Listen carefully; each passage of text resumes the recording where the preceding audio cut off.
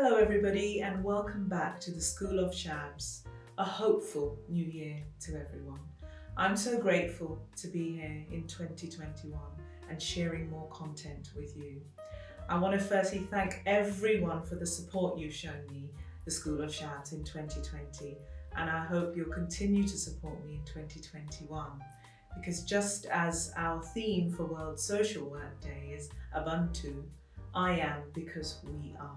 I actually had a different video planned to kickstart 2021. However, the situation we find ourselves in, how this year has started, I wanted to revisit well-being and mental health through supervision again. And I know I've done 3 videos on this already, but there's a lot more that I can say and will say because this is something that needs to stay on the agenda. So today, in today's video, it would be amiss for me not to acknowledge health and well-being.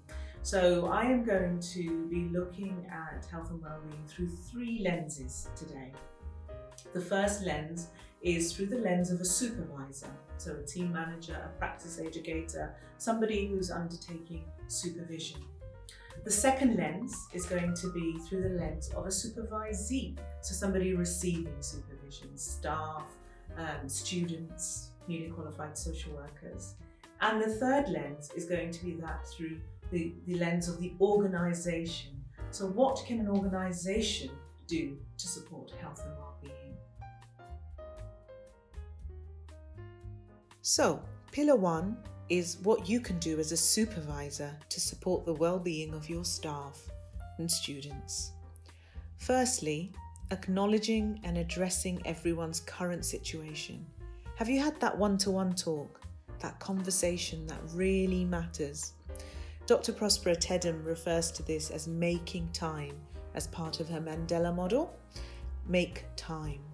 I'll be talking about Professor Tedham's model in my future videos, so look out for that.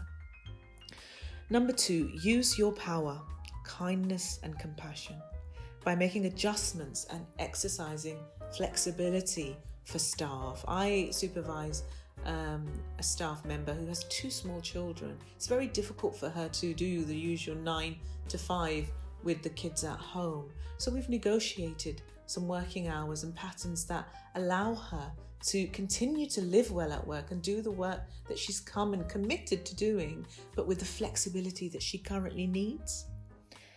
Number 3, I want to refer you to Siobhan McLean's webinar she did recently for the National Organisation for Practice Teaching.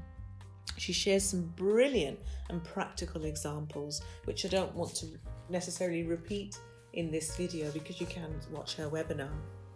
Number 4, I want to share a resource with you from the University of Buffalo. I saw a practice educator use this recently and it works brilliantly to engage staff in raising their consciousness about self-care, having those self-care conversations. Now, I know we're not psychologists as supervisors in social work. Well, some of us might be, but most aren't. So, and I also acknowledge that supervision is not therapy, but I certainly believe that supervision, which is relational, has therapeutical effects. And having a well-being conversation with your staff and students, you are contributing to behaviour change through raising consciousness.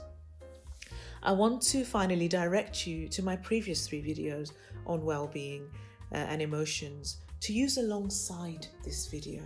So moving on to the second pillar of well-being. This pillar I've called Me Sponsibility. Now you'll remember in one of my first videos I introduced you to my own supervision model, which I called the 6 R's for supervision. Now, one of those R's was responsibility, right? So now I'm reminding you of that R, but I've actually called the pillar Me Sponsibility. So as somebody, as me, you, us, someone who's receiving supervision, we find ourselves in 2 situations.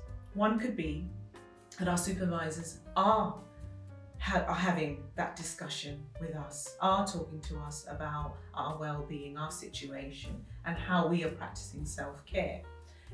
but actually we're not thinking about that, and we're not practicing self-care ourselves. The other situation is that where our supervisor hasn't had that discussion with us, hasn't asked us what our situation is at the moment at home. Are we homeschooling? Do we have the space to work from home? So those are the kind of two positions that we could potentially find ourselves in. What I'm asking you to do then is to take me sponsibility, because you need to be well to be able to be there for others, right? Be there for your family, be there for the people that you came in to walk alongside and work with in social work. You can't pour from an empty cup. So I'm asking you to take me sponsibility. Now let's have a look at how you might do that. So what might you do? Firstly, I'm suggesting find your brave. If your supervisor or practice educator hasn't had these one-to-one discussions with you about your current situation, about self-care, you bring it up. Say you need to discuss your situation. Don't be silent. This is not a time to be silent. In the words of Maya Angelou, you have to have courage. Courage is of the best virtue. Number 2, if your supervisor is having these discussions with you and you notice through the process of consciousness raising that in fact your self-care is inadequate, talk this through and announce your intentions. There is something in psychology about speaking out your intentions, which relates to behavior change and promotes commitment, holds yourself to account. Call it the law of attraction or frequency, but if you set an intention with your manager, then actually they can check in with you in next supervision. How's that going? You said you were going to use this area of support for self-care. How's that going for you? Another advice I would like to share is for each and every one of us to expand our community in practice. It's never been more important than it is in a time like now. If you're a student, social work student, there are great social media student platforms to connect with. I mean, I can recommend 2 immediately that I'm connected with as a practice educator. There's the Student Connecting and there's the Social Work Bohemians. Look them up on Twitter. They are absolutely fab. You can attend webinars, you can read some of the blogs that are coming out, there's book clubs. Just connect. It's really important to connect, and as social workers, connect with people in your organization. I'm having virtual coffees all the time, which I call connect and reflect sessions with my peers. It's like peer supervision. It's another form of supervision. Reach out and make those connections. Now moving on to the 3rd pillar. The 3rd pillar is the organization. Now, without this pillar, the other 2 are going to struggle to balance. So all 3 pillars are important, but this one is extremely important because we need the support of the organization. So this is a plea to senior leaders, really, to think about what your organization is doing and how it's supporting the essential agenda of staff well-being. So my organization has been absolutely brilliant in getting behind the agenda for well-being for staff. Some of the things that we're doing is creating safe spaces for people to come together, to pause and reflect, offering psychological support where necessary. Accessing things like mindfulness and well-being sessions, increasing the dependency leave from 5 days to 10 days, reimbursement for office chairs is being offered, and also being flexible around people's working hours wherever that's possible. So the School of Shabs is about connecting, reflecting and growing, and I myself continue to connect with people, continue to reflect and continue to grow. So thinking about the future and thinking about what I can do as well to make a difference in terms of wellbeing and supervision.